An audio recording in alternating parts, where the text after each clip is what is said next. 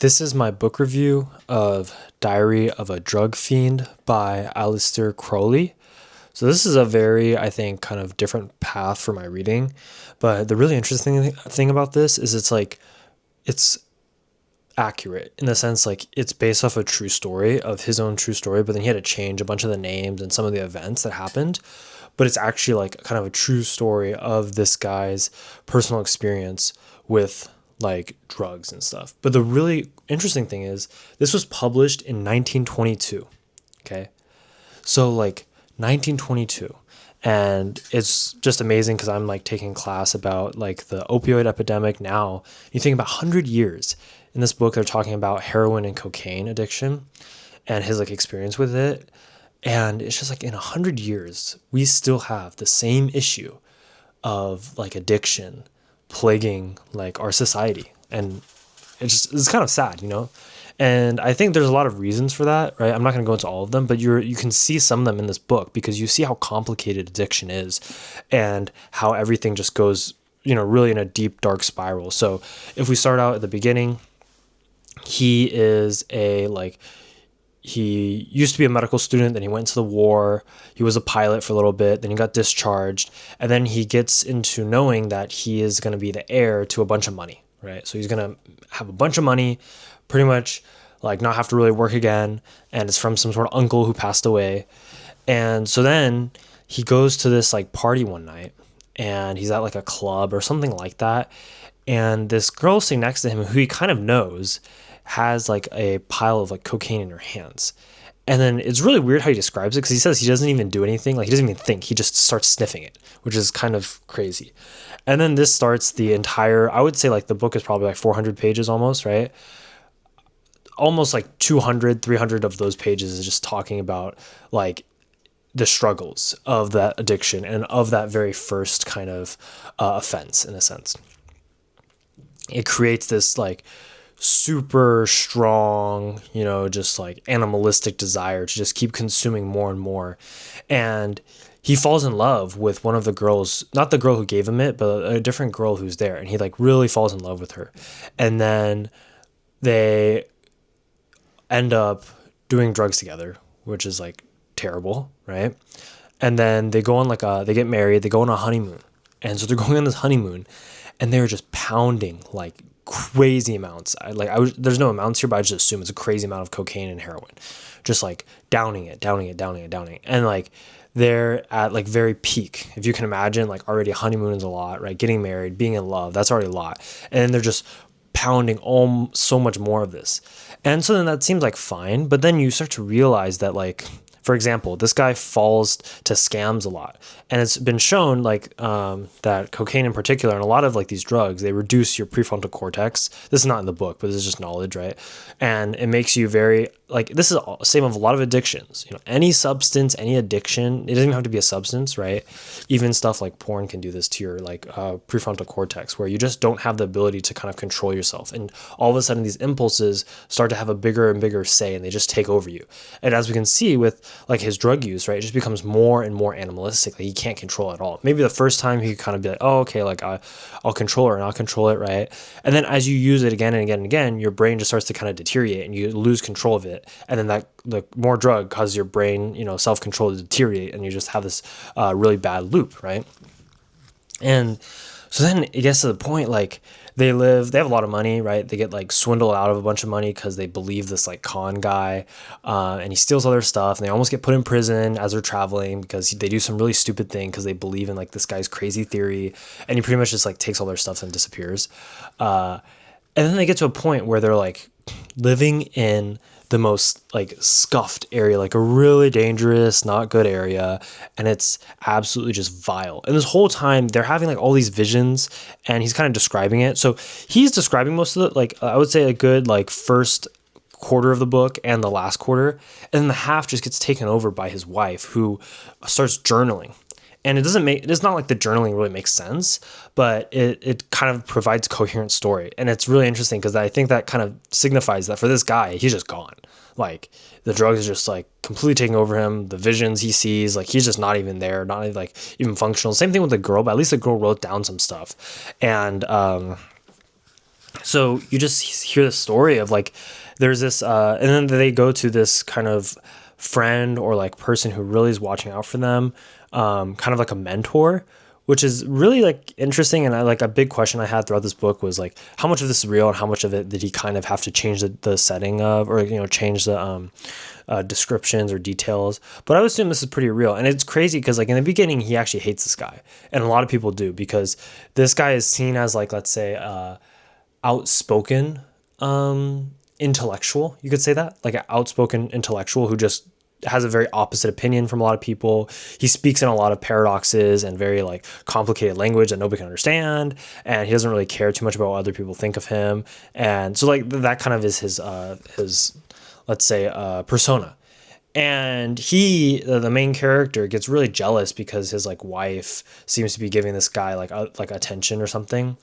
But it's actually this guy who ends up actually saving them later on. But that's like for later. And so they start using like a lot of drugs. They're in this really bad area.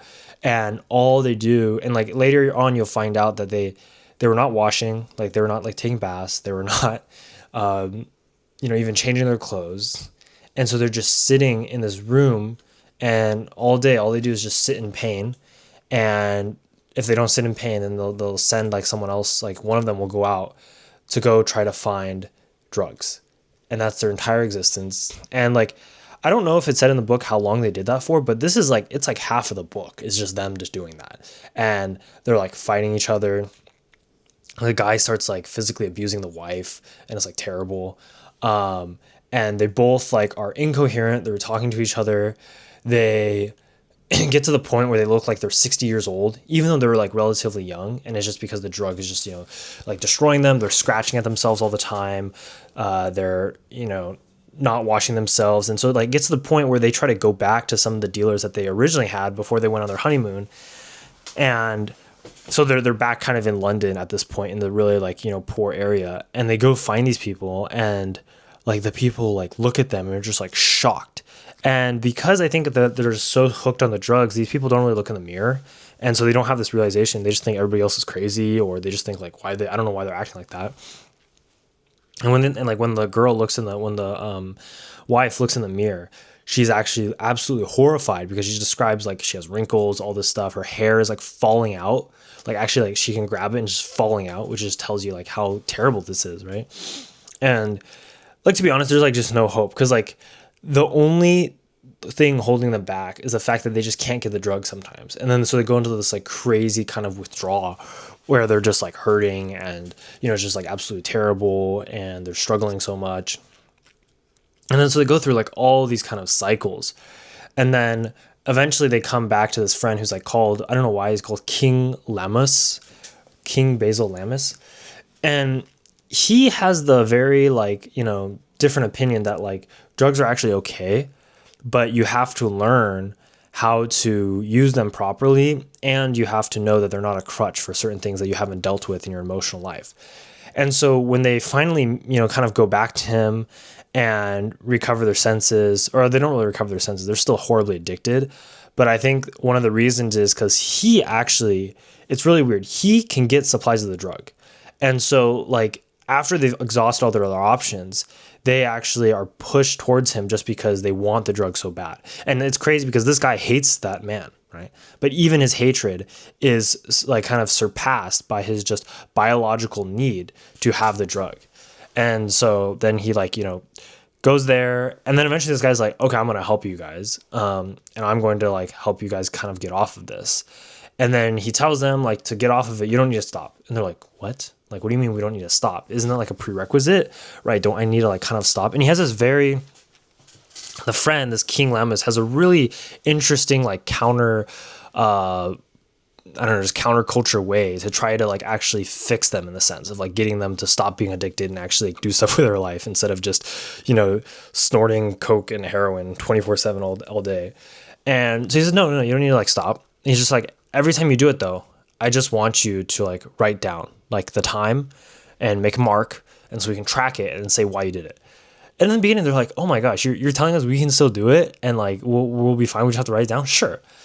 And then like this King Lammas guy is very, very intelligent, very smart with how he does this kind of thing, because eventually, well, so one, this is one thing I think is very important to realize about all addictions. That's why I think this book is important, because it gives you insight not only into like, drug addiction, but probably more practical things. Like a lot of us here are addicted to probably other things, right? And I mean, especially for like men now, like porn is one of the biggest addictions that is like like hardcore drugs that is like prevalent throughout like, I don't know, the entire world, right? If you actually are interested, you should search up ask like some, search up on Google, ask like ChatGPT to rank the search pages with the most visits every month. And you'll realize that you have the normal ones there, but you also have a lot of these like hardcore like porn sites, and they're getting like hundreds of millions of like, clicks each month. And so it's actually just insane. But the whole point of what I'm saying is this book is giving us insight because it's telling us, hey, one of the main ways to end your addiction has to come from like a data approach, like kind of a pattern approach. Like you have to start tracking things. You can't just like try to will it into existence. You have to start with some sort of like objective thing that you can look at. And so what they do is they start tracking how much like heroin and cocaine and how many doses they're taking.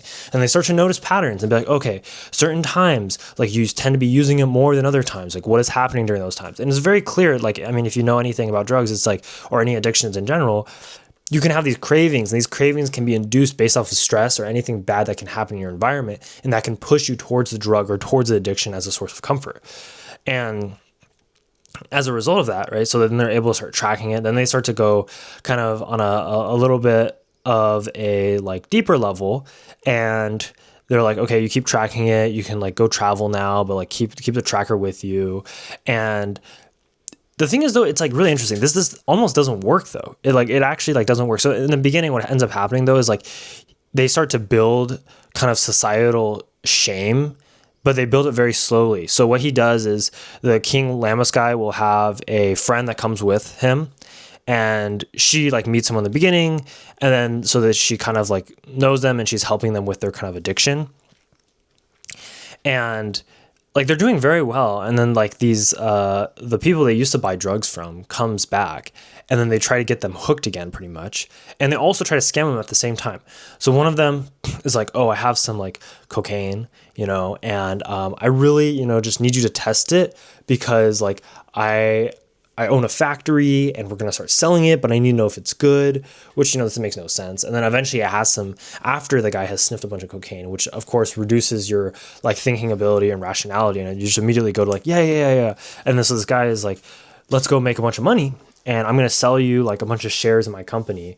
When this is back before they had any like, electronic like stock, like in the exchange or anything like that. So it's like paper shares, right? So you could just burn it and be gone.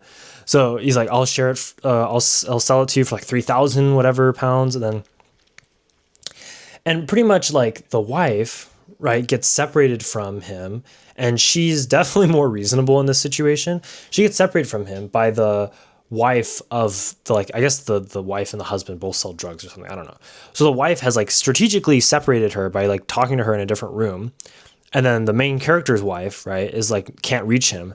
And so then she starts to leave, and she starts to realize what's going on when they come back, right? Like, why all of a sudden when these people want to like, reach you? And these people have been calling them multiple times and been leaving like messages or something. And so, but the guy is like, main character is just completely under the influence. He's like snorted the cocaine. He's gone. It's over. Like he's pretty much relapsed, and he's just like in the hands of this other guy who's manipulating him like crazy. And so the wife walks out. She sees him sniffing coke, and she's like, oh no. And so she runs back. She escapes. She goes to the King Llamas place and gets the help of like his assistant. They come in. They take him away, right? And then they like save him from that.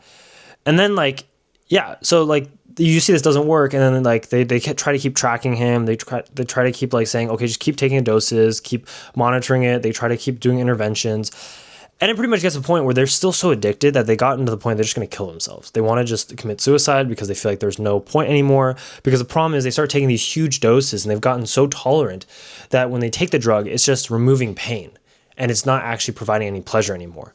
And this can happen over time because your brain is plastic, which means it changes. And so now, if you think about it, right, the idea in the beginning was, oh, I want to take the drug to make me feel good. Now it's like, I feel bad all the time. I need to take the drug just to make me not feel bad. And then you don't feel bad, right? But that doesn't mean you feel good necessarily. So it's just a return to baseline. So their whole plan is they're going to go to this coffee shop and then they're going to pour this acid in their coffee and they're just going to drink it and they're going to die. But at this coffee shop, the King Llama's friend sees them, meets with them, and then convinces them not to kill themselves. And then he decides that they need more kind of heavy intervention. So I'm going to try to get through the rest of the story pretty quickly. They try a couple other things, but in the end, what ends up working is they go to this remote island that King Llamas has like set up, where there's nothing to do on this island. It's like a very like natural island. There's no like crazy stuff. There's only books. You can climb like mountains and stuff. You can, go to the river. You can eat food. They still have drugs there. But then he tries to use this approach, what I thought was really interesting is like he tries to rekindle people's initial passion for certain things, certain desires that are like more healthy and acceptable. Like, for example, if you're passionate about medicine or you're passionate about engineering. So this guy here, what the king does is not really a king. I don't know why they call him that, but King Lemmus, he pretty much psychoanalyzes this guy, looks at his past and realizes that he actually wants to become an engineer. That's why he dropped out of medical school. That's why he was sad when he had to actually go fly in a plane and be a pilot, because he would rather just work on the planes themselves. And as a result of that, and a huge night where the main character, Sir Peter Dragon, has like a revelation about stuff and starts to like just actually dissociate, even though like it was because he took some heroin. So I don't know exactly what's happening, but I think there's a lot of unconscious stuff going on, right? And so he dissociates, then he has a big realization, and then he's awakened to his actual inner purpose. But like this all takes like a really long time. Like he is at the island for like a while. There's like a lot of moments where he's still taking it, and like it just shows, I think this book shows that like you need to stay away from this stuff, because the solution can happen, right? But this is like, I'm assuming the facts of this book, the fact that he actually got off of it, are true, but it's just like most people don't. Like the percentages are just terrible, and the reason is just because, it's like hijacking a part of your brain. And then it's really interesting when eventually, right, so he's marking the chart every time he uses it, and they have to list a reason. And eventually gets to a point where like he can't even list a reason. So he asks the king for help. And this guy like gives him a list of like 20 reasons. And they're all very detailed. One of them's like, oh, I feel bad right now, but I'll be able to control myself better if I take the drug. And then after the drug, I can think clearly, and then I can like resist it more. Some of it's just saying like, I've given up hope, I'm going to take the drug anyway. Some of it's like active resistance. People say it's bad, but I'm going to show them it's right and it's fine. Like everybody else is doing it, that's why I'm doing it. So it's like, it has all these reasons. And the main character gets to the point where he just like looks through all the reasons. So like, I don't have any reason to do this anymore. And then that's when the king says, well, it's out of habit. And the guy doesn't want to write down the word habit, because it just suggests that you're just a robot, that you can't control your fate, that you are truly just an animal stuck to this instinct. And that is like, if you think about it, that's why man was created above an animal, right? Or at least like, that's why we have a place above animals, because we have the ability to kind of resist desires and not just give in to all our temptations. But when you're on drugs for so long, right, all you're doing at this point is just giving into the temptation and habit.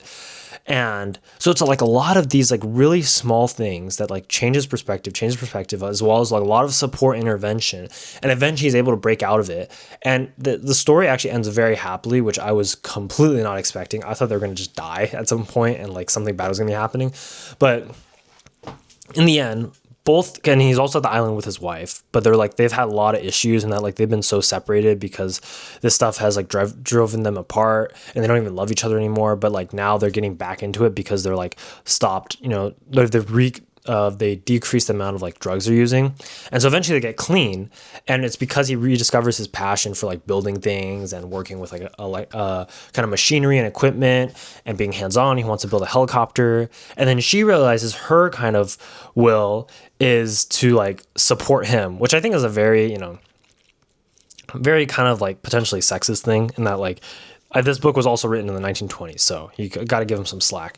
Of course, her will could have been something else, but it's a very like touching idea, at least. And then the story ends with them two being like, she's there in the machinery shop, and then he finds her, and then like he asked her, like, what are you doing here? Because the whole idea is like they're supposed to find their own will, their own passion. And he didn't think that her passion would be in the machinery shop, because like that just doesn't seem like something she would do. But then, she talked with the king, and the king psychoanalyzed her and then pretty much said like, oh, you've always wanted somebody to kind of love you and support you and kind of to care for, and like something like that. And so then they live happily ever after. But then they also have this like crazy just experience of all the stuff, all the just the crazy amount of drugs that they've done and the damage it's done to them.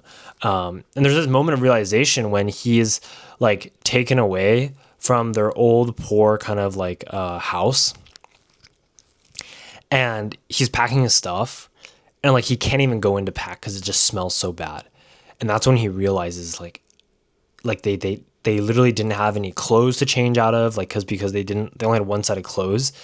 And you understand from his writing style that like you can see how he just completely forgot about that stuff, because like the drug just takes over him in that moment when he was addicted, and like he can think about nothing else, and he goes off in this fantasy world, and it becomes a very black and white situation where nothing else matters. And that's just how it is, and they just live like that, and they become impervious to it, they become blind to it.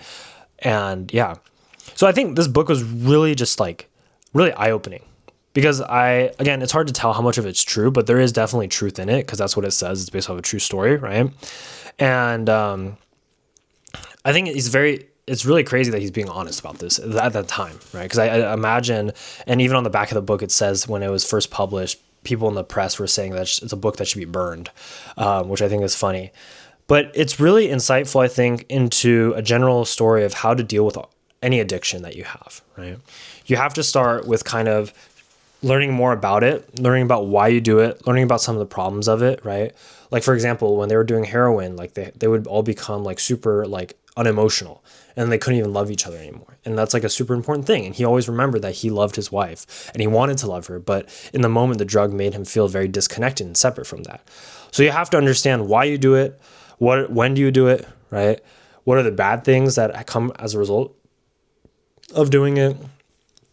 What are the barriers to you actually getting the drug and doing it? Like, you have to understand all these things and put it together. But that's the reason, because you also have to come to terms with yourself. Why do you feel that you're so deficient that you need this? Because it's kind of like a magnifying lens with which you see your greatest insecurities.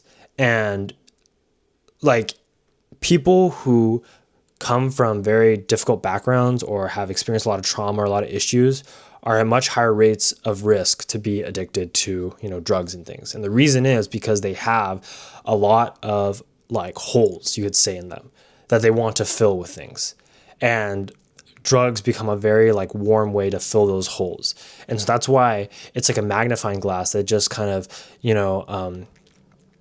exacerbates any problems you have, because it just kind of, because like the idea that the King Lammas says, like, he says a normal man should be able to use a drug and then stop using it. But people who have actual issues, who have these like things that they haven't dealt with, who have these like do not know what their purpose is in life, have not been centered, right? Those are the people that fall into these huge cycles of addiction. And it makes sense in a sense of like the split plot wise. You think about him, right? He was doing pretty fine until he got this huge fortune. And then all of a sudden he felt like his life was off course, because it changes your meaning, right? It's like, if you were, let's say, to get like $100 million tomorrow, well, would you still be doing what you were doing? And I think that's the biggest question that you need to ask to really prove, are you doing what's your passion? And a lot of times, people are like, oh, I want to do my passion, but I'm not going to make any money. Well, you need to find a way to support yourself with your passion, because I almost guarantee now with like the internet, everything, it's possible. But if you don't do that, you're going to continue to do something that you don't want to do. And it's fine to do that for short amounts of time. But if that's going to be your whole life, then you have to think about what are your reflections going to be like? Are you going to have any regrets when you look back on that, right? And in a sense, this was a benefit for the main character in that he figured out that he wanted to be an engineer and like do that kind of stuff and work on that, right? But you don't have to go through this to like figure that out. You can kind of make that realization on your own and pursue your passion on your own. And I think that those two things, right, that those were the big themes of kind of what that King Lammas guy stood for, was love and will. And the will was kind of like your passion, And love was kind of like, we see that perfectly in this story between the two of them, and how in the end love was able to triumph. Does that mean love will always triumph? Probably not, right? Because a lot of complications to that. But I think those are two very major things that you should think about. And you should think about how your life is going to address those things, right? How are you going to address love in the terms of like, romantically, but also family sense, even like brotherly love, sisterly love, that kind of love, right? And then how are you going to, find your passion or do your passion or do the thing that you just lose time in, right? In a good way, not like doom scrolling, right? But you find yourself losing track of time because you just enjoy it so much. And I think those are some of the bigger questions that this book really raised. And I just think it's fascinating that 100 years and this book is still, unfortunately, extremely relevant to today's society. If you have any comments or questions, put them down below. Make sure you subscribe for more, and I'll see you in the next video.